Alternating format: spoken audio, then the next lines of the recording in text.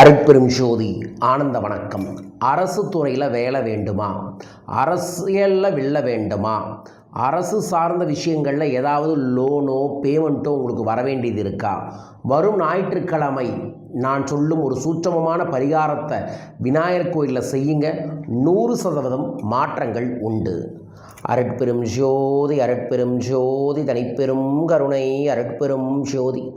குருவே சரணம் குருவே துணை, குலதெய்வமே சரணம் குலதெய்வமே துணை, குபேரரே சரணம் குபேரரே துணை. ஆனந்த வணக்கம் அன்பர்களே. வரும் ஞாயிற்றுக்கிழமை கார்த்திகை மாத வளர்பிறை சதுர்த்தி. ஞாயிற்றுக்கிழமையுடன் இணைந்து வரக்கூடிய சதுர்த்தி அன்று யார் ஒருவர் அரச மரத்துக்கடியில் இருக்கக்கூடிய விநாயகர் கோயிலில் கோதுமை சார்ந்த ஏதாவது பிரசாதத்தை, அதாவது ஸ்வீட்டை செஞ்சு எடுத்துட்டு அங்கே போய் ஒரு முழு தேங்காயையும் விநாயகருக்கு அருகம்புல் மாலையும் போட்டுட்டு தேங்காயை கையில் வச்சுட்டு 27 முறை விநாயகரை வலம் வர வேண்டும். எப்போ? காலை 6 மணிலேருந்து 7 மணிக்குள்ளே 27 முறை வலம் வர வேண்டும். அவ்வாறு வலம் வரும்போது அரசு துறை சார்ந்து உங்களுக்கு என்ன விஷயம் நடக்கணும்? வேலை கிடைக்கணும், லோன் கிடைக்கணும், அப்ரூவல் கிடைக்கணும், டாக்குமெண்ட் கிளியர் ஆகணும், 6வது வயசு அரசியலில் ஜெயிக்கணும், அரசு சார்ந்த ஏதாவது உதவி கிடைக்கணும் அப்படின்னு நினைக்கிறவங்க அந்த விஷயத்தை வேண்டிட்டு 27 முறை வலம் வரணும்.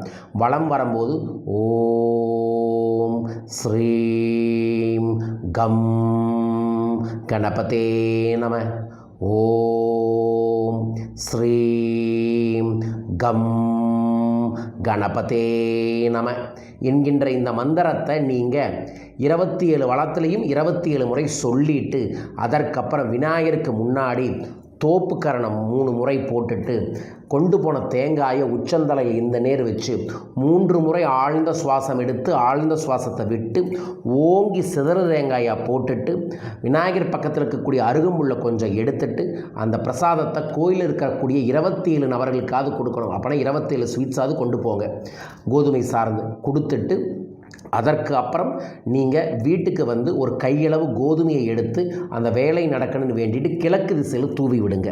இந்த பரிகாரத்தை ஞாயிற்றுக்கிழமை சூரிய ஓரை, இது அரசு ஓரைன்னு சொல்லுவாங்க. இந்த அரசு ஓரையான சூரியன் நவகிரகத்தின் தலைவனான ஓரை நேரத்தில் காரிய சித்தியை தரக்கூடிய ராகுகேது தோஷத்தை சரி செய்யக்கூடிய காரிய தடையை போக்கக்கூடிய விநாயகர் கோயில், அரசு மரத்துக்கடியில் இருக்கக்கூடிய விநாயகர் கோயிலில் செய்யவர்களுக்கு கைமேல் பலன்கள் கிடைக்கும். உங்களுக்கு கிடைக்கட்டும் என பிரார்த்தித்து இந்த பதிவை பதிவு செய்கிறேன். யார் இதை செய்ய போகிறீங்க? அரசுன்னு கமெண்ட் பாக்ஸில் மென்ஷன் பண்ணி லைக் பண்ணி ஷேர் பண்ணி சப்ஸ்கிரைப் பண்ணுங்கள். நாளை மாலை நித்திரை யோக கலை அப்படிங்கிற ஒரு பயிற்சி வகுப்பை தொடங்க இருக்கின்ற வாட்ஸ்அப்பில் 11 நாள். இந்த பயிற்சியில் கண்டிப்பாக கலந்துக்கங்க. தூக்கத்தின் மூலமாக உங்கள் வாழ்க்கையில் இருக்கக்கூடிய பல பிரச்சனைகளை எவ்வாறு தீர்க்கணும் அப்படிங்கிறத சொல்லித்தரேன். அதோடு சேர்ந்து தூக்கத்தின் மூலமாகவே செல்வ செழிப்பை பெறுவது எப்படி, தூக்கத்தின் மூலமாக பயத்தை போக்குவது எப்படி என்பதையும் இந்த பயிற்சியில் சொல்லித்தர இருக்கின்றோம். ஸோ கண்டிப்பாக இதில் கலந்துக்கங்க. வரும் ஞாயிற்றுக்கிழமை நான் மதுரை வர இருக்கின்றேன். கடனை தீர்த்து பணத்தை பெருக்கி செல்வ செழிப்பான வாழ்க்கையை உருவாக்கும் பணவளக்கலை பயிற்சி வகுப்பு வரும் ஞாயிற்றுக்கிழமை மதுரையில் நடக்குது. ராஜபாளையம், ராமேஸ்வரம், திண்டுக்கல் போன்ற ஏரியாக்கள் இருக்கக்கூடிய எல்லாருமே வரும் ஞாயிற்றுக்கிழமை பணவளக்கலை பயிற்சியில் கண்டிப்பாக வந்து கலந்துக்கங்க. விவரங்களுக்கு தொடர்பு கொள்ளுங்க.